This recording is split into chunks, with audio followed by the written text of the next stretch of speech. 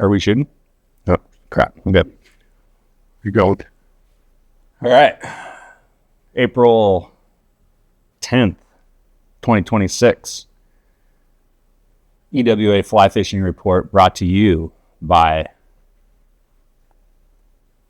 Captains for Clean Water. Not really brought to you by them, but we're going to say that for now.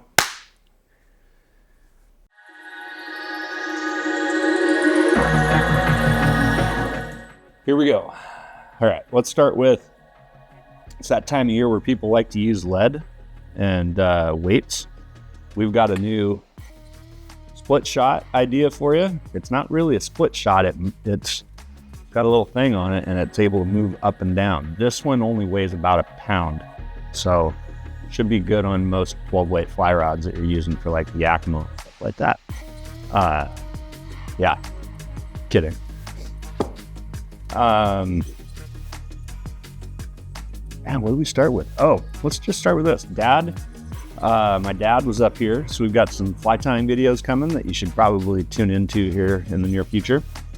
But before he left this morning, we were looking at the Umpqua, where he lives down in just down in Glide, and they are having one heck of a winter steelhead year. Almost 11,000 steelhead over Winchester at this point. So what that means is, in lieu of us having fewer than 11,000 fish in the entire state of Washington, you might want to think of taking a little bit of a drive over the weekend and heading down to the Umpqua.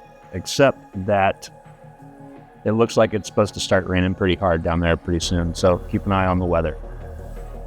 So the Cowlitz was at 11,000, so or just under 11. You can probably, if you're an aggressive wader, get in at Blue Creek and be able to swing that water. The nice thing about the high water for swinging for fish like for steelhead is that it draws them or pushes them close to shore, so it's not as if you need to be punching huge casts out into the river.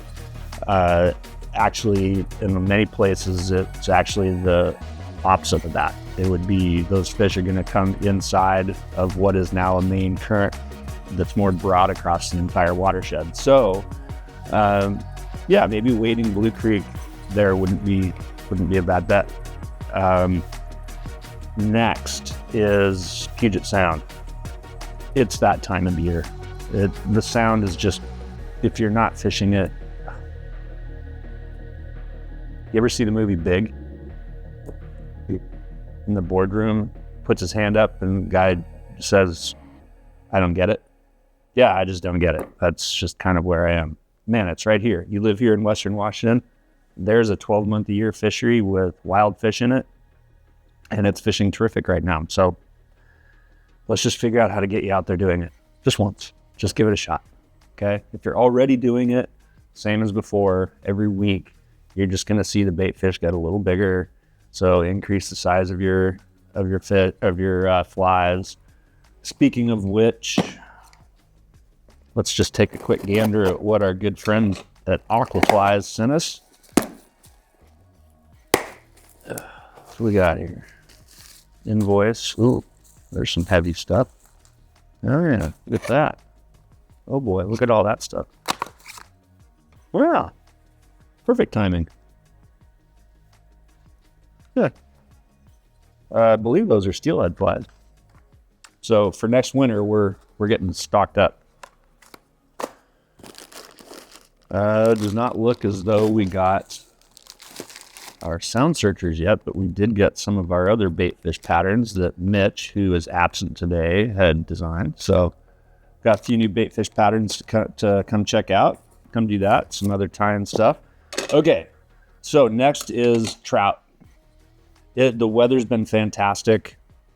The rivers, really, the ones that we would fish that are open right now, are just sitting around waiting for you. And unfortunately, it just doesn't seem like that many people are out doing it yet. So we're going to try to encourage you, give you a little more information to get you out there. Yakima was at 20, just sub 2,200 CFS. Middle Fork Snoqualmie was at, bumped a little bit from last week, so it was just below 1,000. Still right kind of at the top of that gauge that we would still say, yeah, absolutely, let's get you out there fishing that. I wanted to talk about a couple of things that as we get into the season, you're going to want to have a little bit more information on, or a little bit better grasp of. So for today's Dave McCoy sketch, I have done the average current speed of a river. Now you're going to probably say, what in the world has Dave been smoking? Why are we talking about this? Well, let me explain. So 0 to 7 sounds kind of funny. Obviously a river moves, so it shouldn't be at 0, but high end speed usually is at about 7. So when you look at the middle fork of the Snoqualmie, average speed is about 3 to 4 miles per hour. Yakima, probably sub 2, just into a little bit, maybe over 2, depending on what part of it and how much the flow is. So gradient has a big effect on this, obviously. Middle fork Snoqualmie, the beginning of it, pretty good gradient, right? Coming down from about 3,300, 3,400 foot of elevation, quickly gets down to North Bend, which is at around 800 or 1,000, something like that. So you got very short period of time where that river's got a pretty good drop to it. Next is erosion. That, I don't want to go into that much. And then channel width. Erosion, I'll just say it. Erosion is going to affect your speed of water, because if it's eroding, that's like drag. It's like putting your fingernails in the river. It slows it down a little bit, okay? Obviously, channel width, the width of that and the gradient are going to either restrict or push water to go faster, okay? So keep that in mind.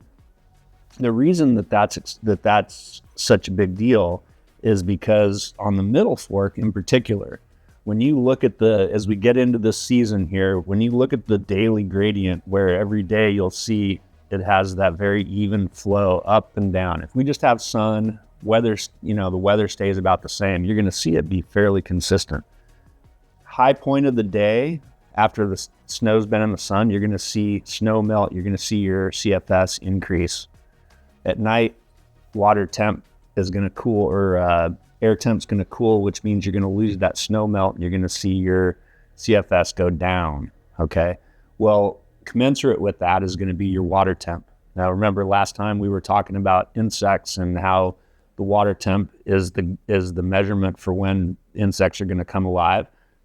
This, in a freestone, this is huge. As we get into like late spring and early summer, early morning, when the water temp when the water level is down, you're also going to have cold water. So it might be in the early morning that you're seeing blue-winged olives or PMDs, stuff like that. As the day progresses and you start to see the water start to rise and level, you're also seeing the water that's been exposed to the sun for the whole day. So your water temps are going to increase. So you move through PMDs or March browns into PMDs, into caddis, and maybe even some stoneflies. So what you want to go to the river with, especially a freestone like the middle fork, is a full breadth of the box right now. Subsurface representation of 4 to 5 insects, as well as top water or in between emergers for those that have that stage of life, okay? This is just going to become more prevalent, and we hear it all the time. People are like, well, I saw this in the morning, so then I just fished it. Well, yeah, the water temp might stay at that temp window for, let's say, PMDs for maybe 2 or 3 hours, and then it'll move out of that and it'll be caddis time. So you got to be a little bit nimble and paying attention. This is an observant person's sport. That's just the bottom line. So keep that in mind. If you have questions on that, ask. That is absolutely what we are here for, is to help sort of demystify how that is. It's just going to help you be more effective out on the water. At the end of the day, what was the last thing I was going to talk about? Casey? Mitch's taxes. Oh, yeah. Mitch is at home doing taxes, not waiting till the last minute like I am. He's got a good meeting. And his boat guy. Yep. Yeah, so let's get you out fishing. casting classes right now are a really good idea, because this might surprise you, but the better you can cast, the more fun you'll have on the water. Yeah, so there it is. EWA fishing report. Oh, weather. Tuesday and Wednesday of this next week, we're supposed to get pretty heavy rain. So, gonna have to play that by ear. Yak probably will be okay. Middle Fork will probably be not okay.